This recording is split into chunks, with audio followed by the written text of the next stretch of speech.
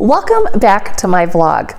Today's video is inspired by questions that I often get from students when I visit schools or when you reach out through social media. As middle and high schoolers, you are facing so much in your life. And one thing that can be really consuming at this age is dating and romantic relationships. And I get messages all the time from people who ask, how can I get over a breakup? Or my boyfriend/girlfriend just broke up with me. What should I do? And it can be really hard, and my heart goes out to you. I know what it's like to be all consumed in these relationships and how absolutely devastating it can be when a breakup happens. I'm creating this video for middle and high schoolers, but you know what? Breakups, they hurt at any age. So if you're not a teen, but you're going through a breakup, I hope today's advice and my experience still applies to you. So here is my personal journey of experiencing breakups, along with my advice if you are going through this. Now, when I was a teen, starting in later middle school, I thought being in a relationship with a guy was the most important thing. And this was really pressured on me from my group of friends. They all wanted boyfriends, and not having a boyfriend would have meant that I was not included in many things that my friends were doing. And so I dated a few guys in middle and high school and really had no time where I was single after the 8th grade.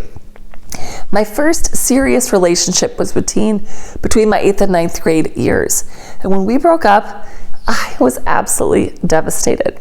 Now, it's a long story because I actually broke up with him, but then I wanted him back because I thought I made a mistake, but he wouldn't take me back. And I remember listening to sad songs over and over in my bedroom. Songs like All By Myself by Celine Dion. I moped, I cried, I even stopped eating, and it was really bad.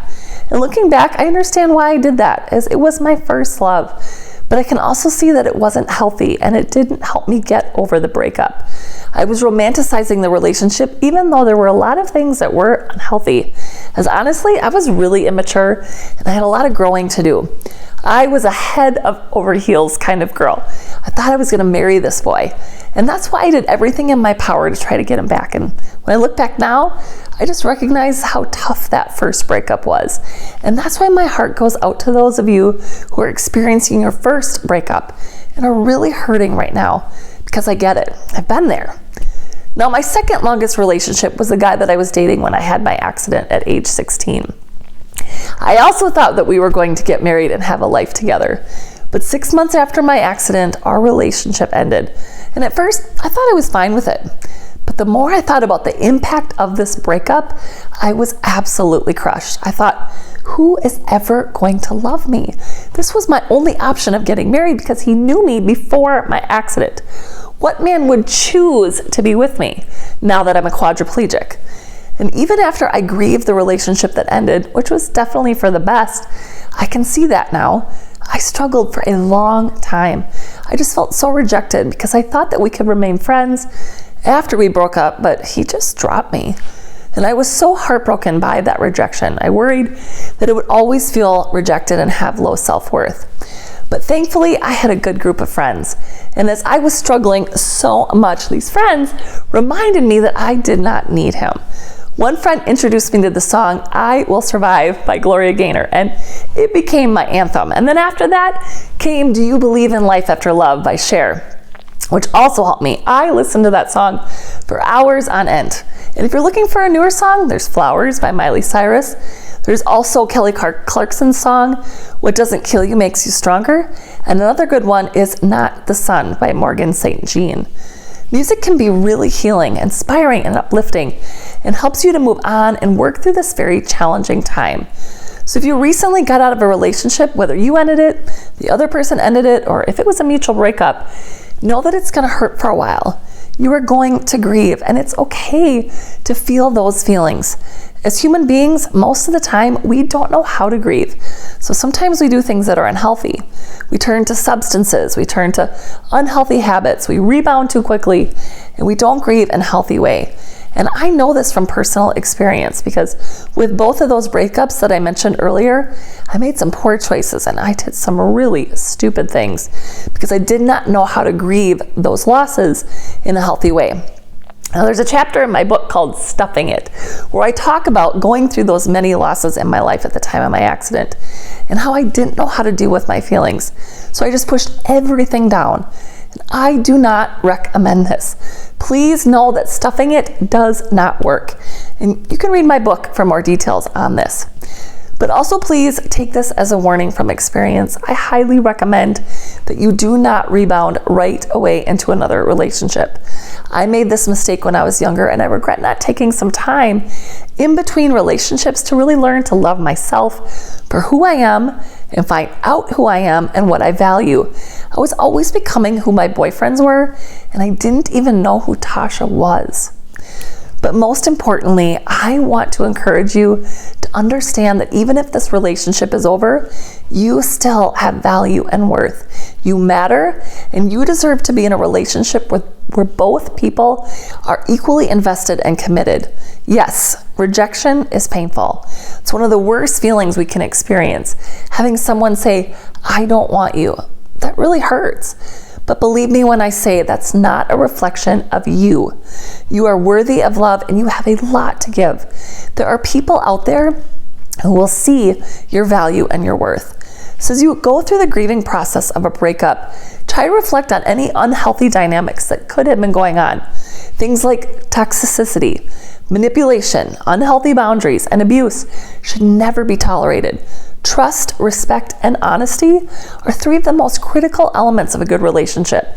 And if you don't have those in the relationship that just ended, make a note of that. And during this time when you're getting over a breakup, journaling can also be really helpful to help you process your thoughts and feelings and reflect on the parts of that relationship that you don't want in your next relationship. Look ahead to what you can expect in your next relationship and set some standards of what you're looking for. Because as you reflect on the past, also I just have to say, do not go back because of comfort. Comfort should not be a stand-in for a real healthy relationship. And I know too many people who get back together with someone who wasn't good for them just because it feels comfortable. Don't convince yourself that you need them if they are not good for you. They are not worth your time and your energy. Yes, a good relationship takes work, but it shouldn't be forced, and you shouldn't have to compromise your values or your safety and well-being. Listen to me when I say this. You do not need another person to make you whole. There's this concept that was created by a movie called Jerry Maguire, and the idea is you complete me. It's cheesy, but it's also not true. Let me say this again. You do not need another person to make you whole. You have great value and great worth, and you do not need to settle. The pain will pass and better times are ahead. And so be patient, because good things are worth waiting for.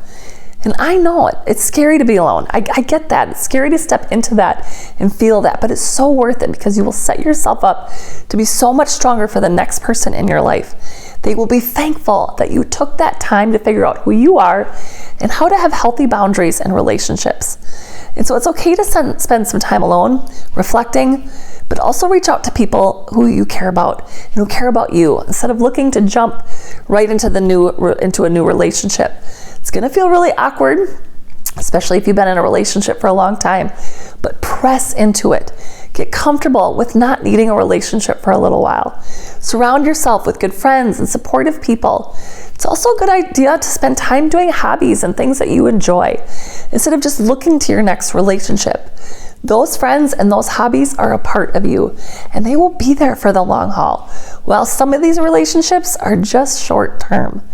These people and these hobbies will be here for you often throughout the rest of your life. So you surround yourself with lasting relationships and hobbies that really fill your mental health bucket, so that you know how to be healthy and get through other challenging times that you may face. In the years before I met Doug, I finally reflected on what I really, truly wanted in a partner. I set some high standards, and let me tell you, there were some people in my life who did not think those standards were realistic. Now, there's no such thing as a perfect person, but I met my Prince Charming, and we just celebrated our 10-year wedding anniversary. So I can also say from experience, it's worth waiting for the right person. It truly is. So if you're going through this right now, I encourage you to watch this video more than once. Take some notes, do some journaling about your feelings and about what parts of this video resonate with you. This isn't a one-time video. I think it's something that you should listen to a few times and absorb what I'm saying. I want you to know that you have value and worth, and I don't want you to make the same mistakes I did. I share this because I care and because I want to help. I also need to say that if you're feeling depressed or hopeless or having thoughts of suicide, seek help immediately. Text or call 988, which is the crisis hotline, and talk to someone about what you're feeling. You can also talk to a therapist or counselor, perhaps at your school, about how you're feeling. There are trained professionals who are equipped to help you get through this. Don't give up hope, and please do not try to do this alone. It's okay to ask for help. So if you're going through a breakup or grieving a relationship that ended, have hope. You will get through this, even if it really hurts right now. I promise you that you will look back on this experience and realize that you learned some lessons and came out stronger and more resilient as a result. I'm so glad that those other relationships in my life ended, because otherwise I would have never met Doug, who is such a good person and loves me for who I am. I'm so glad that I waited for him and waited for someone who deserved my love and saw all that I bring to the relationship. And the same is true for you. Better times are ahead.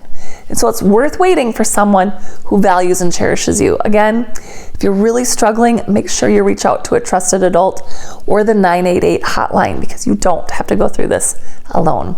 Thank you for listening today, and please leave me a comment or send me a message if this helped you.